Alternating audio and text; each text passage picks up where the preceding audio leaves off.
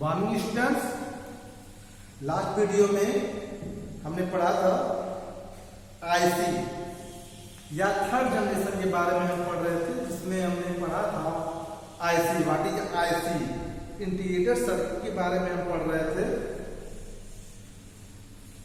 तो अब हम जो उसके फीचर्स हैं उसे पढ़ते हैं, देखते हैं जो थर्ड जनरेशन में जो आईसी था उसके जो फीचर्स है उसे देख लेते हैं। जो हमारा थर्ड जनरेशन आईसी जो था, ये भी आपसे पूछा गया, जो थर्ड जनरेशन स्टार्ट हुआ था हमारा 1965 से 1970, 1965 से 1970 माना जाता है। उस 1965 से 70 के दौरान जो हमारा डेवलप हुआ जो सिस्टम बने, उसमें जो प्रोसेसर में जो यूज होने वाला चीज था वो था हमारा आईसी था, इंटीग्रेटेड सर्किट या चिप बोलते थे। तो जो फीचर्स है उसे हम देखते हैं। हमारा फीचर पहला है कि जो हमारा सेकंड जनरेशन में यूज होने वाला डिवाइस था हमारा ट्रांजिस्टर, जिससे रिप्लेस हुआ जो डिस्क्रीट ट्रांजिस्टर यूज हो रहे थे हमारे सेकंड जनरेशन में, तो उसे रिप्लेस कर दिया थर्ड जनरेशन में आईसी के थ्रू हमने रिप्लेस किया, जिससे हमारा सिस्टम जो हमारा सिस्टम था मोर क्या हो गया, मेमोरी जो हमारा बना उससे connected memory as main memory के रूप में यूज होने लगा। जो हमारा आईसी था स्टडी वीडियो हमने बताया था, इस तरह से करता हूं, यहाँ पर छोटे छोटे वो रहते थे, गेट्स होते थे, इस तरह से पूरा बना रहता था।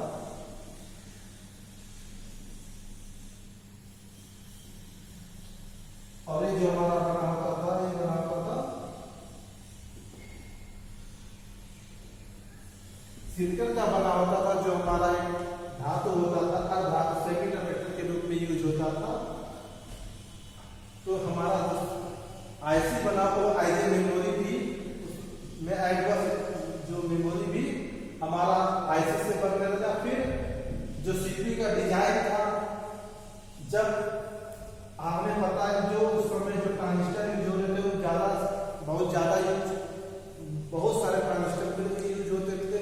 तो जब आईसी में आया तो आईसी हमारा उसमें आया, जिससे हमारा सीपीयू छोटा साइज हुआ।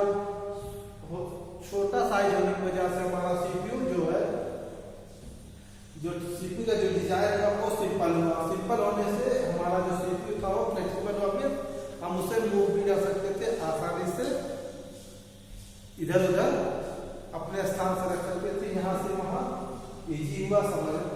फिर दूसरा हमारा न्यू टेक्नोलॉजी में इंट्रोड्यूस हुआ। वो इंट्रोड्यूस जो टेक्नोलॉजी हुआ था पाइपलाइनिंग है, मल्टी प्रोसेसिंग हुआ। पाइपलाइनिंग में हुआ जैसे एक साथ हम यहाँ मल्टी प्रोसेसिंग में एट ए टाइम हम एक साथ दो प्रोग्राम बना सकते थे, दो प्रोसेस हमारे रन होते थे। मतलब हमने इनपुट दिया, दो इनपुट दिया, तो प्रोसेस पाइपलाइनिंग के थ्रू, पाइपलाइनिंग टेक्नोलॉजी है जिसके थ्रू हमारा जो इनपुट दिया जा रहा है डिफरेंट वो एक से कर देता है कि जो भी पहले डिवाइस खाली होता है वहां पर उसको वहां पर रिप्लेस हो जाता है, जिससे हमारा प्रोसेसर फ्री नहीं रह पाता, आइडियल नहीं हो पाता, बैठ नहीं पाता, जिससे हमारा सिस्टम चलता रहता है, स्पीड बढ़ जाता है।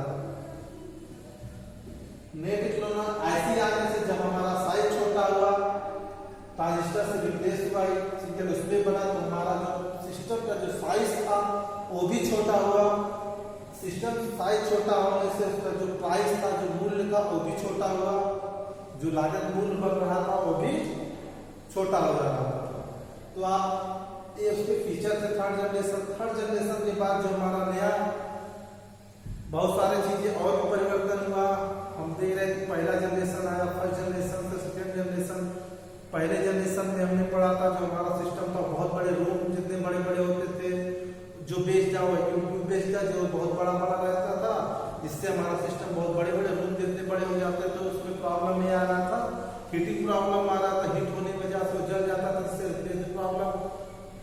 सेकेंड जनरेशन में फिर वो जो हमारा रिप्लेस हुआ ट्रांजिस्टर से। ट्रांजिस्टर ने हमारे सिस्टम को छोटे के लिए थोड़ा सा फ्लेक्सिबल बनाया, पर फिर भी ट्रांजिस्टर जो डायोड था उसमें बहुत सारे ट्रांजिस्टर से बनते थे। नियर अबाउट जो ट्रांजिस्टर यूज हो रहा था हमने बताया था।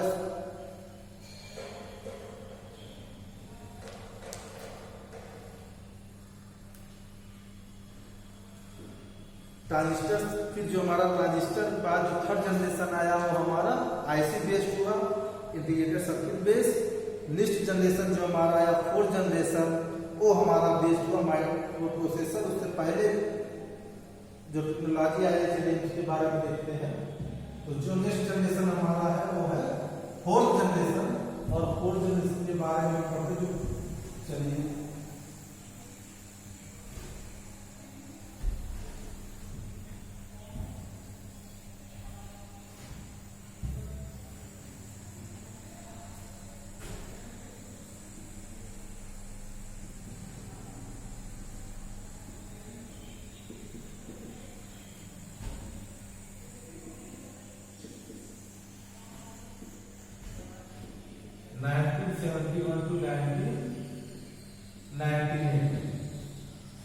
जो हमारा फोर्थ जनरेशन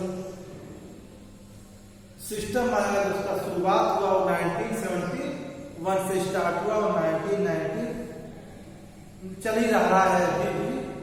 मतलब ऐसा नहीं 1990 में जो फिनिश हुआ, मतलब उस दौरान चेंजेस होते रहे, तब से चल ही रहा है। उसके बाद अभी नया जनरेशन जो है फिफ्थ जनरेशन, उसको अभी आया नहीं, इससे प्रोसेस चल रहा आगे से है।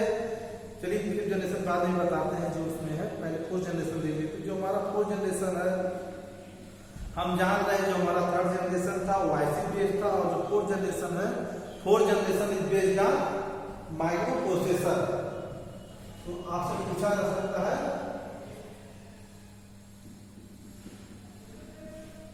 इट वाज बेस्ड ऑन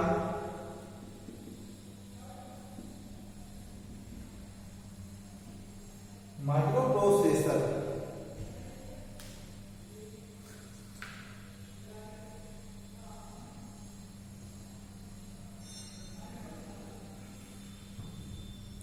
तो ये जो डेवलप हुआ माइक्रो प्रोसेसर, इससे पहले जो टेक्नोलॉजी आया उसे नाम दिया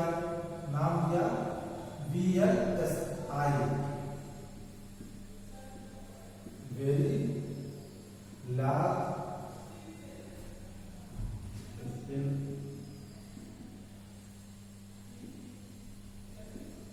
वेरी लार्ज इंटीग्रेटेड। इसमें जो हुआ, जो हमारा ट्रांजिस्टर था, सेकंड जो चिप थे या ट्रांजिस्टर, जो अब यहाँ पर इन्होंने जो ट्रांजिस्टर, थाउजेंड्स ऑफ ट्रांजिस्टर या बहुत सारे ट्रांजिस्टर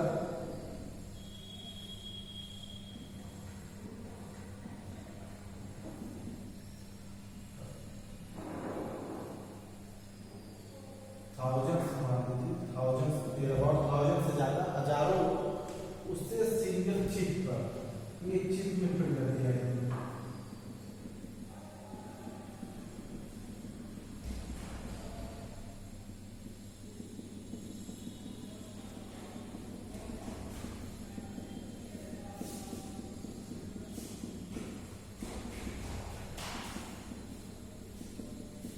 इस तरह से वो यहाँ पे जब बना, ये सिंगल चिप में इन्वेंट हुआ। तो अब इस डिवाइस की मदद से उन्होंने आइडेंटिफायर लिया कि जो हमारा सीपीयू है वो छोटा हो सकता है, साथ ही साथ जो मेमोरी हमारा था वो भी हमारा इसी तरह से डेवलप हो सकता था। और उन्होंने जो मेन मेमोरी है चिप के रूप में डेवलप कर दिया, हमारा मेमोरी आईसी चिप या चिप में। फिर यहाँ से और भी टेक्नोलॉजी में थोड़े बहुत चेंजेस हुए, और लास्ट में फिर जो 1971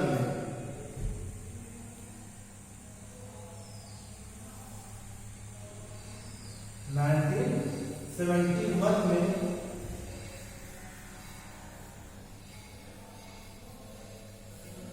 पुटिंग आर डिवाइसेस, जो डिवाइसेस थे, जो प्रोसेसिंग डिवाइसेस थी, जैसे आप जानते हैं माइक्रो प्रोसेसर में जो अभी हमने पढ़ा, या इससे पहले भी आपने पढ़ा है, प्रोसेसर में जो हमारा यूनिट होते हैं control unit, arithmetic logic units, ये सारे यूनिट्स जो डिफरेंट डिफरेंट यूनिट थे उन्हें सिंगल चिप में इनबिल्ड कर दिया। ये अचीवमेंट जो हासिल हुआ हमें माइक्रो प्रोसेसर जो डेवलप हुआ है 1971 डेवलप बाय इंटेल। तो जो हमारा 4th जनरेशन था it based on micro processor developed in 1971 Intel जो हमारा कंपनी था जिसने सबसे पहले माइक्रो प्रोसेसर बनाया। अब इस चिप में इन्होंने सारा चीजें इनबिल्ट कर दिया जिससे जो हमारा सीपीयू का जो साइज था बहुत छोटा हुआ। सीपीयू साइज छोटा होने से हमारा जो 4th जनरेशन जो सिस्टम बना वो इतना छोटा हुआ कि हम उसे अपने हाथों में लैपटॉप के रूप में चला रहे हैं। पीसी छोटे से बहुत छोटे से मेज पर अपना सिस्टम चला रहे हैं, रूम में चला रहे हैं। साइज छोटा हुआ, प्राइस साथ ही साथ उसका जो प्राइस था वो भी डाउन होता रहा। अब हम जो लैपटॉप है सिस्टम में 15 से 20 हजार रुपये 25 हजार रुपये में इजीली हम परचेज कर ले रहे हैं। ऐसे जो माइक्रो प्रोसेसर इसकी है जो सबसे पहला इंटेल ने जो माइक्रो प्रोसेसर लॉन्च किया उसका नाम इंटेल ने जो अपना सबसे पहला माइक्रो प्रोसेसर लॉन्च किया था उसका नाम था इंटेल 4004।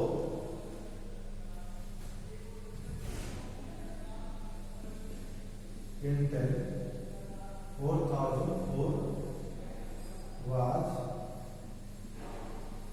first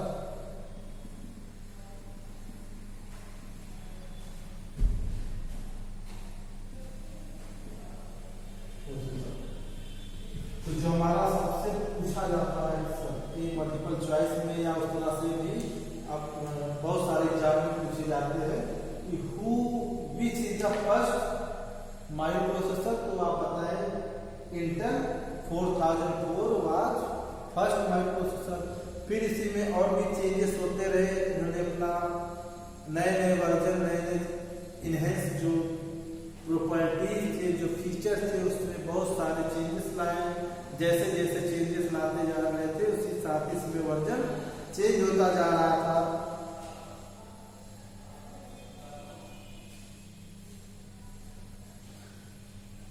साथ ही साथ डिजाइन में भी बहुत सारे चेंजेस हुए। डिजाइन में चेंजेस होने के साथ साथ फिर इंटेल ने एक नया प्रोसेसर लाया जिसका नाम था Intel 8080। It was first general purpose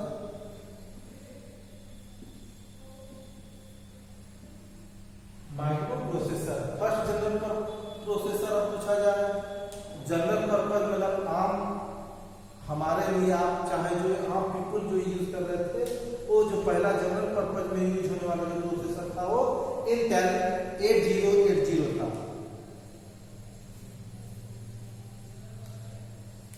अब जो प्रोसेसर आया इस प्रोसेसर में बिट वाइज होते थे नंबर ऑफ बिट्स। जैसे आप अभी चला रहे हैं तो जो ऑपरेटिंग सिस्टम चलाते हैं या जो भी एप्लीकेशन आप चलाते हैं जो भी सॉफ्टवेयर चला रहे हैं वो सॉफ्टवेयर भी बिट वाइज होते हैं प्रोसेसर बेस्ड होते हैं। जैसे जो भी एप्लीकेशन बन रहे हैं तो जो हमारा ऑपरेटिंग सिस्टम वो भी बिट वाइज है, प्रोसेसर भी हमारा बिट वाइज है। तो जो ये हमारा इंटेल 8080 प्रोसेसर था ये 8 बिट प्रोसेसर था। How many bit? तो 1 बिट प्रोसेसर था। फिर और नई चीजें इसमें जोड़ते जा रहे थे नए फीचर और इस तरह से ये जो बिट प्रोसेसर बना 16 32 और 64 बिट इस तरह से इन्होंने प्रोसेसर में इनहेंस होने के साथ साथ हमारा प्रोसेसर बढ़ता रहा।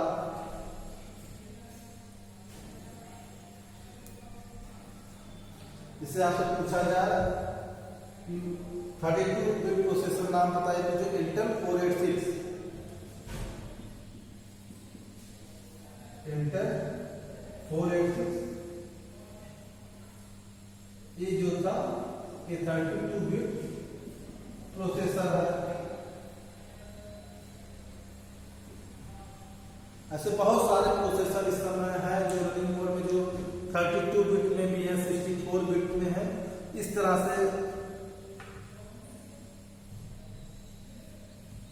जो हमारा 64 बिट इंटेल, फिर 64 जो सबसे पहला बिट प्रोसेसर हुआ उन्होंने लॉन्च हुआ पेंटियम का, पेंटियम 64 बिट प्रोसेसर जो लॉन्च हुआ वो लॉन्च हुआ 64 bit processor launch by Pentium. 64 bit और 32 बिट में से हुआ जो डेटा होगा हमारा एट ए टाइम इतनी प्रोसेस स्पीड लेता है, इतनी तेजी से प्रोसेस होता है। 8 बिट 16 बिट 32 बिट 64 बिट, तो आप जानते हैं जो बिट बढ़ता जाता है हमारी प्रोसेसिंग स्पीड उस हिसाब से फास्ट होता है। जो इसके फीचर्स थे वो आप देख लीजिए, फीचर्स था फोर्थ जनरेशन। तो जो पहला फीचर्स हमारा है, जो हमारा मीडियम जो सर्किट थे, जो आईसी थे, उससे 5000 ट्रांजिस्टर या 50,000 ट्रांजिस्टर जो थे उसे हमने सिंगल चिप में बदल दिया। 50,000 transistor fits in a single chip. जो पहला फीचर हमारा ये है with the help of VLSI।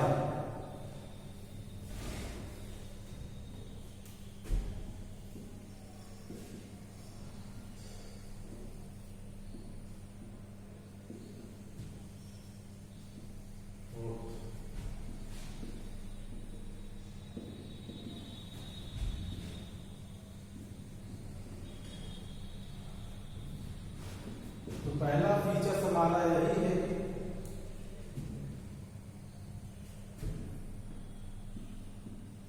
VLSI very large, very से पहले आपने राइट डाउन या पढ़ा वेरी लार्ज, इसके रिलेटेड जो था इसमें था 50,000 जो ट्रांजिस्टर्स थे। It is fixing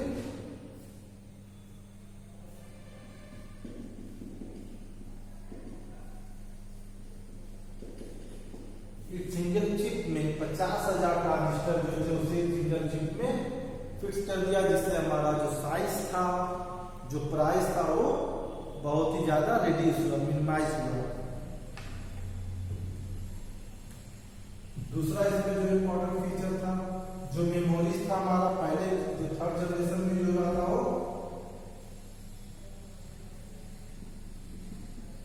magnetic memory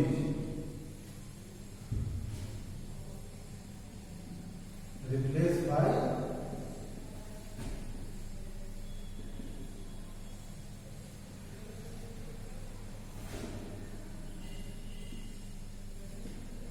जो मैग्नेटिक मेमोरी जो हमारा था वो सेमी कंडक्टर मेमोरी में चेंज हुआ।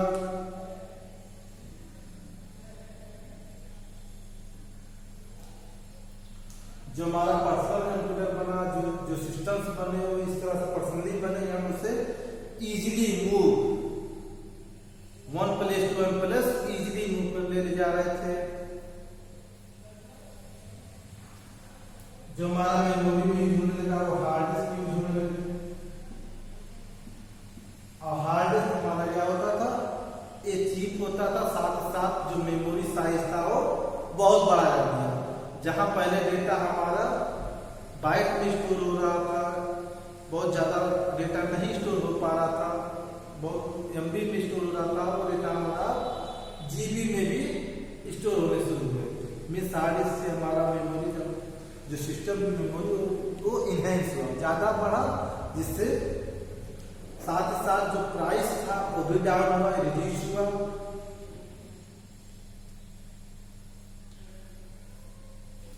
साथ ही साथ जो हमारा 4th जनरेशन सिस्टम था मल्टी प्रोग्रामिंग हुआ और साथ ही साथ मल्टी प्रोसेसिंग भी हुआ। सीपीयू आ जाने से, माइक्रो प्रोसेसर आ जाने से जो हमारा 4th जनरेशन सिस्टम था ये multi programming and multi processing भी हो गया।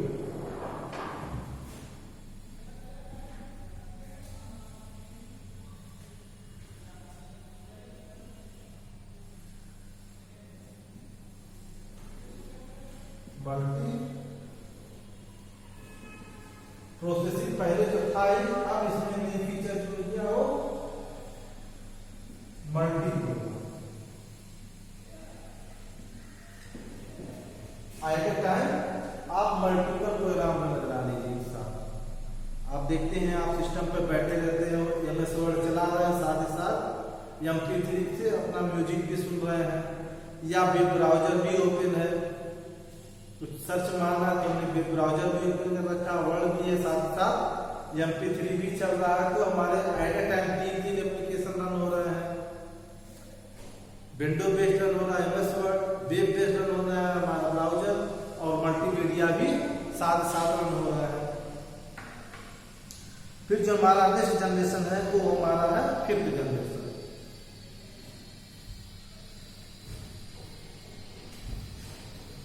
तो जो हमारा 5th जनरेशन है वो 8.2 अभी आया नहीं, आ रहा है, अभी पूर्ण रूप से डेवलप्ड नहीं है। 5th जनरेशन में sir artificial intelligence,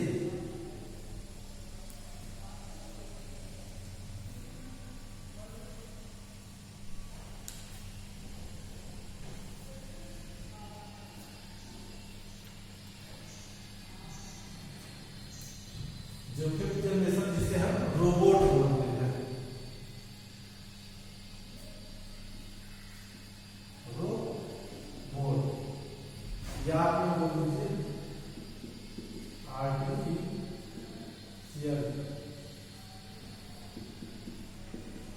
intelligence. Artificial में आप जानते हैं जो चीज नेचर ना, जो मानव द्वारा निर्मित हो, जिसे हम या मानव निर्मित बोलते हैं, मानव निर्मित। इंटेलिजेंस में होता बुद्धिमानी, बुद्धि या मानी, बुद्धि है इंटेलिजेंस। हाँ, तो मानव निर्मित बुद्धि जो हमारा 5th जनरेशन सिस्टम है, अभी हम पढ़ रहे थे जितने भी हमने इससे पहले पढ़ा, जो कि हमारा सिस्टम है उसमें ब्रेन नहीं होता है, माइंड नहीं होता, सेंसिटिव नहीं होता है, वो नेचर के अनुसार अपने आप को ढाल नहीं पाता, वेदर के अनुसार अपने आप ढाल नहीं पाता। जैसे बाहर बारिश हो रही है, सिस्टम हमारा बाहर पड़ा तो अपने आप अंदर नहीं आ जाता, बारिश हो रहा अंदर चले, धूप है तो चले, छांव में नहीं, दिन भर से दौड़ रहा है, यूज हो रहा तो सोचने अब हम थोड़ा सुस्ता है, टायर्ड है, थोड़ा सुस्ता है, नहीं, उसमें सेंस नहीं होते हैं। तो जो हमारा नेक्स्ट जो 5th जनरेशन है उसमें ये सारे फीचर्स हम देना चाह रहे हैं, और बहुत सारे ऐसे डेवलप हुए रोबोट जो हमारे मानव जो हमने बनाया है सिस्टम, जो अपने आप उसमें सेंस है थोड़े बहुत, जब हम उसे बुलाते हैं तो आ जाता है, जो चीज हम उसे दे देते तो चला जाता है। लेकिन इस तरह से आर्टिफिशियल इंटेलिजेंसी ये हमारा 5th जनरेशन है, जिसमें हम उसे मानव निर्मित बुद्धि देने जा रहे हैं, उसमें इंटेलिजेंसी देने जा रहे हैं, जिससे हमारा सिस्टम हमारे अनुसार जैसा हम चाहे वैसा रहे, साथ साथ उसमें सेंस भी हो, वेदर सेंस हो, नेचर सेंस हो, ह्यूमन सेंस हो, इस तरह से सारी सेंसिटिविटी उसके अंदर हो। पर उसमें बहुत सारा टाइम, बहुत सारी चीजें बने हैं, बहुत सारी चीजें भी बने नहीं है। ये हमारा था जनरेशन। तो जो हमारा जनरेशन था, हम जानते हैं जो हमारा पहला जनरेशन,